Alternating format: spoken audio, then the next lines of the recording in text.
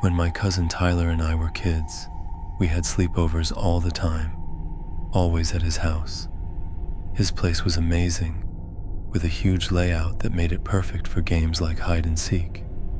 Back then, before smartphones and online games, we actually had to entertain ourselves with good old-fashioned fun.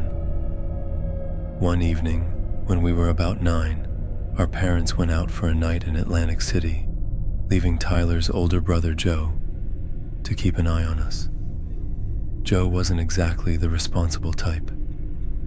Within an hour, he told us he was heading out and made us swear not to tell. This wasn't new. Joe liked his freedom, and Tyler enjoyed having the house to himself.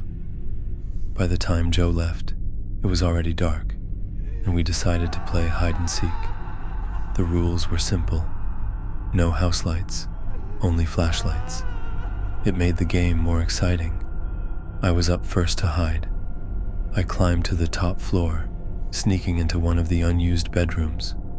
I wedged myself between 2 oversized beanbag chairs, throwing a blanket over me for cover. Everything was silent for a while, but then I heard soft creaks on the floorboards. Someone had entered the room. The footsteps were slow but deliberate. I stayed completely still as the person moved around, checking closets and drawers. That's when I heard Tyler's voice calling my name from downstairs, his tone playful and teasing. My stomach dropped. Who was in the room with me? Peeking cautiously from under the blanket, I saw him. A tall man, definitely not Tyler or Joe. He stood frozen for a moment, then ducked behind a small corner of the room, out of sight. Seconds later, Tyler entered, shining his flashlight around and calling out my name. I panicked, but managed to keep calm, acting like nothing was wrong. I climbed out of my hiding spot, laughing and pretending he'd won. I wrapped my arm around him, nudging him toward the door, while chatting as naturally as I could. Once we were halfway down the stairs, I whispered the truth. There was someone else in the room. Without a word, we ran outside to a neighbor's house and begged them to call the police. The cops arrived quickly and stormed the house. 5 tense minutes later, they came out with a man in handcuffs. Even as a kid, the sight of him being taken away felt like an incredible relief. It was a dark, drizzly night, and I was staying over at my friend Mike's house. We were 13 and still fearless, or so we thought. Mike's house sat at the end of a dead-end street, surrounded by open fields and woods. It was the perfect setting for something eerie. We stayed up late, long after Mike's dad went to bed. His room was upstairs, but Mike's room was downstairs by the den, where we spent most of the night playing GameCube. Everything was normal until we heard a sharp knock at the backyard window. The blinds were shut, so we couldn't see anything. Mike jumped up to check, but I warned him not to. Of course, he ignored me, pulling the blinds open. I quickly turned off the TV and lamps, not wanting whoever was outside to see us. For a few minutes, we watched the window, our eyes darting back and forth for any movement. Lightning flickered in the sky, briefly illuminating the outside. All we saw was wet grass.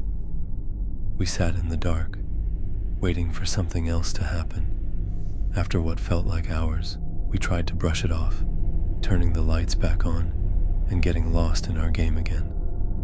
This time, we left the blinds open. Big mistake. Another set of knocks sent us both jumping.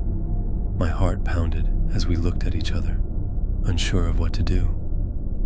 A flash of lightning lit up the backyard, and this time, we saw them. A figure standing at the window, watching us. Terrified, we bolted upstairs to wake up Mike's dad.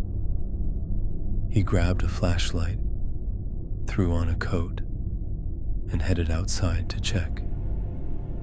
We followed nervously from the door, watching him search. There were footprints in the mud near the house, but they disappeared as they reached the grass. Thinking it was over, we tried to sleep in the den, but neither of us could relax. At exactly 12:15, another knock shattered the silence. This time, we didn't even look. We sprinted upstairs to Mike's dad's room, yelling for him to call the cops. The police came but found nothing. After that night, I never stayed over at Mike's house again. The den, especially that window, always gave me the creeps. When I was 8, my best friend Chris moved to a rural part of the state. We didn't get to see each other much, so I convinced my mom to let me stay at his new place for a weekend. His house was surrounded by dense woods, the perfect place for an adventure. The first night was uneventful. We just stayed up late talking and watching movies.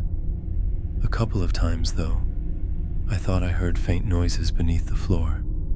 I asked Chris if they had a basement, but he said no. His family had been hearing strange sounds for days and planned to have someone check it out.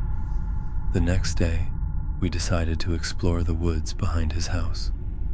We found what seemed like a trail, but before we could start, Chris stumbled on something, a rusty old cellar door hidden beneath the leaves. Neither of us knew it was there.